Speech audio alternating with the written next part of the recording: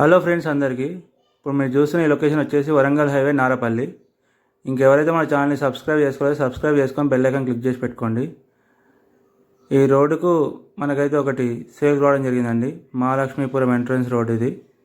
మీరు చూసుకోవచ్చు 40 ఫీట్ల రోడ్డు. వరంగల్ హైవేకి మనకు ఒక 500 మీటర్స్ డిస్టెన్స్లో ఉంటుంది. కమర్షియల్ బిట్టు 40 ఫీట్ల రోడ్ ఇది. ఈ రోడ్డుకి అయితే మనకు వెస్ట్ ఫేస్ 250 గజాలు అయితే సేల్ రావడం జరిగింది. డైమెన్షన్ వచ్చేసి 45-50.